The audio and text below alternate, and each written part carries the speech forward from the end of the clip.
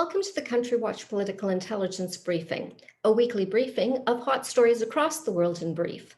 I'm Denise Youngblood Coleman, and I'm the Editor-in-Chief and Senior International Affairs Analyst at Country Watch. This week in my political intelligence briefing, a week after Election Day, the United States is the featured country. The key headline, Biden beats Trump. Election night in America ended with some degree of obscurity.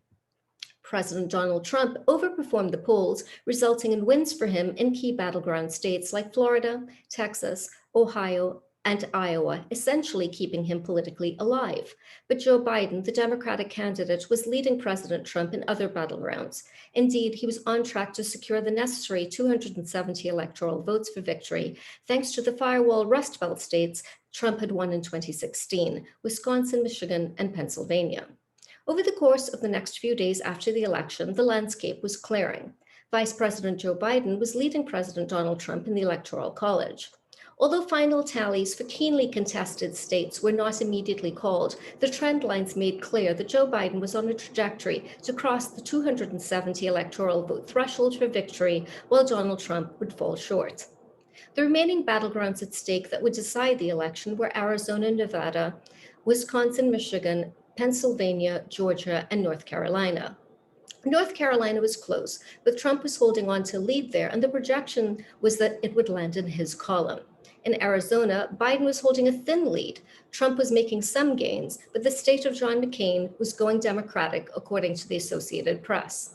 Another traditionally Republican state, Georgia, was ultra close, but turned out to be a flip from red to blue for Biden, although a recount is in the offing. Biden carried Nevada with a comfortable cushion once the favorable terrain of Las Vegas and Clark County was counted.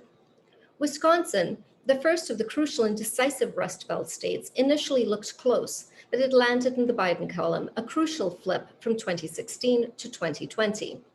Michigan, another crucial Rust Belt, was a decisive victory for Biden as it flipped from Trump in 2016 to Biden in 2020. The final Rust Belt state, let's call it the grand prize, Pennsylvania, was captured by Biden. The initial red mirage in that state turned blue as votes were counted, with Biden securing big wins in Philadelphia and Allegheny County. In effect, the state of his birth put Biden over the top, with the son of Scranton, Pennsylvania, becoming the president-elect of the United States. At the end of the day, Biden was set to secure 306 electoral votes and the United States presidency. Donald Trump would end the election with 232 electoral votes in defeat. With Biden set to become the 46th president of the United States, it should not be lost that his running mate, Kamala Harris, was making triple history to become America's first female, first Black, and first Asian vice president. In post-election developments, outgoing President Donald Trump has refused to accept the election result, insisting without basis that there has been massive fraud. The Trump campaign has launched several lawsuits aimed at challenging the results of the election. Given the transparency and thoroughness of the slow counting process in close states, it was unclear how the Trump campaign intended to find success in this endeavor. The Trump administration has refused to accommodate the transition process to the incoming Biden administration in violation of the norms of democracy.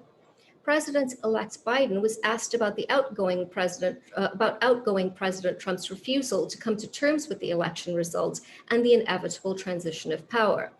He emphasized that world leaders who congratulated him on his victory looked forward to the United States institutions once again being strong and enduring. Among the other international hot stories that I'm covering are several other elections around the world. Among them is Côte d'Ivoire.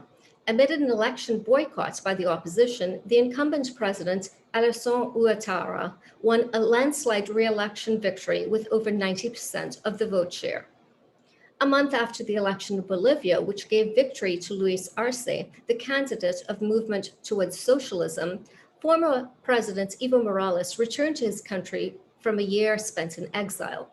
Morales had won the previous elections, but was forced to resign amid allegations of election fraud.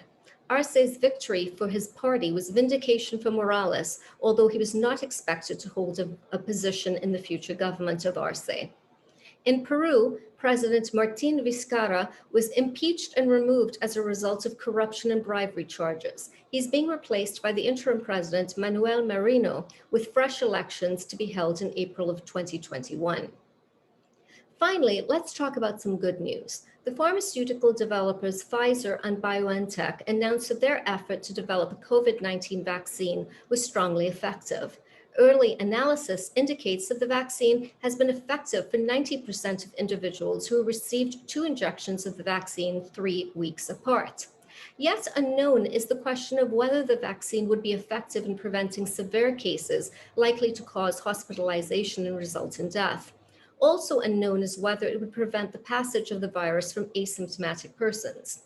Nevertheless, Pfizer's CEO Albert Bourla has characterized the development of the experimental coronavirus vaccine as the greatest medical advance in the last 100 years.